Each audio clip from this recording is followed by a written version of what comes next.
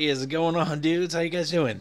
I am TheeRealDuke, and welcome to the first episode of my new Let's Play series.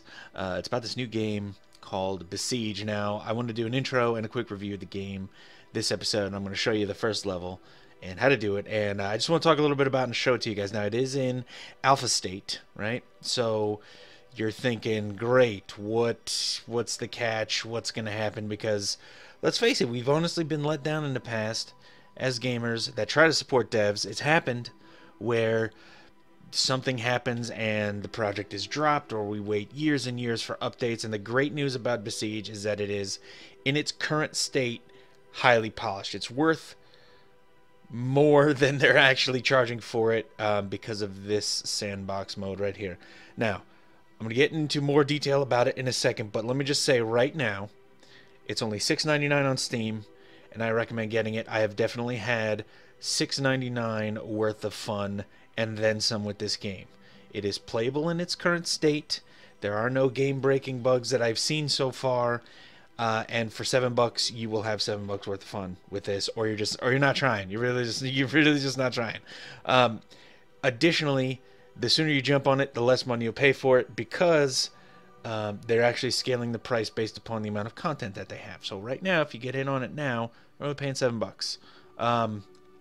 So first, let me just tell you what they say about it, so you guys get a sense of it, right? And this is what the developers say about it, and then I'll give you my thoughts on it. So, and I'm just going to go ahead and click on Epsilon here. They say, Besiege is a physics-based building game in which you construct medieval siege engines and lay waste to immense fortresses and peaceful hamlets. Build a machine which can crush windmills, wipe out battalions of brave soldiers, and transport valuable resources, defending your creation against cannons, archers, and whatever else the desperate enemies have at their disposal. Create a trundling behemoth, or take clumsily to the skies and cause carnage in fully destructible environments. Ultimately, you must conquer every kingdom by crippling their castles and killing their men and livestock in as creative or clinical a manner as possible. And that is a really great summary. I think where the beauty of this game is going to come in the future. Now, they're going to add tons of content. This is already rich, but they're going to add tons of content to it. So, where I think the beauty in this game is going to come from is actually in the ridiculous creations that you can make. Okay, so let's make a little dude real quick. We'll just make a little ram. We'll steer him right into this and smash it to bits. This is just the intro level. This just gets you used to building. But again, you can see how polished and how intuitive and how easy to use this whole thing is here. So I'm gonna go ahead and we'll put a little bit of steering on here. Okay, sounds good. Let's get a spike ball ram happening on here. Something like this. Okay, and then let's get some wheels. And this is just, I mean, it comes together super quickly. And I've been playing this. I beat it already. I played through all the levels. I've just started screwing around. I played through the levels first to find like the little tutorials about how to build and stuff to familiarize with it, and then I'm having a pretty incredible time and just the free play thing here. So boom, and there's a guy over here and he is grass, and that broke off, but that's okay, because I'm still rolling, still rumbling, bumbling. So, I mean, this is just a very simple example of a little ram type thing you can make with steering. You can just run it forward, and the pieces still keep moving. You can see, it's crazy. This is just a simple example of just your basic type ram that you can do, and you can build that kind of a thing. Or a slightly bigger one with flamethrowers. Or a spinning saw blade murder machine with a bomb on it. Or maybe it's just a big spiky cannony bomb ram thing. I mean, who knows? Or maybe it's even some kind of flying machine.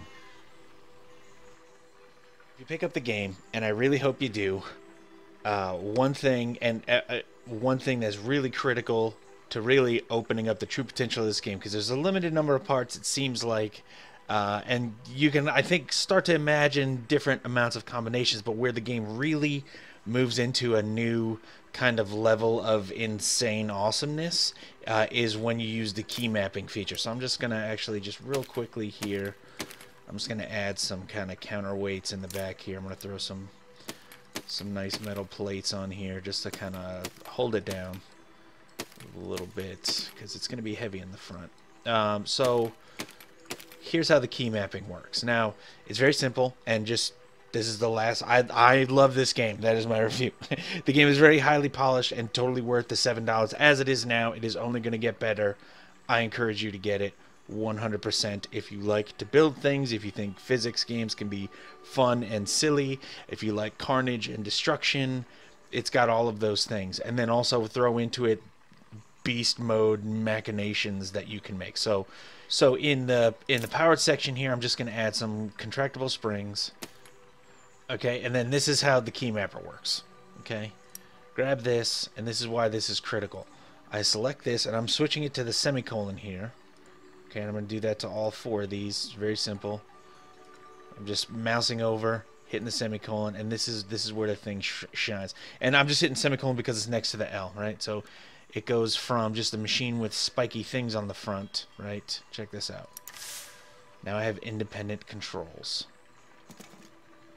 Now I built a smashifier, and I could as many different things are on here, as many keys as you have, that's how many you can independently map, right? So now I just kind of crushionate. Yeah. This is how flight was enabled for me. This is how I was able to do that. Just independent controls set up in that way, and this is where the game really shines. I'm loving this game, and I'm going to be bringing you the ridiculous creations that I have figured out so far as I smash some trees over here. For me, the more ridiculous, the better. This is a completely impossible and impractical way to destroy things, and I freaking love it. I do love it. Anyway, that is it for this intro.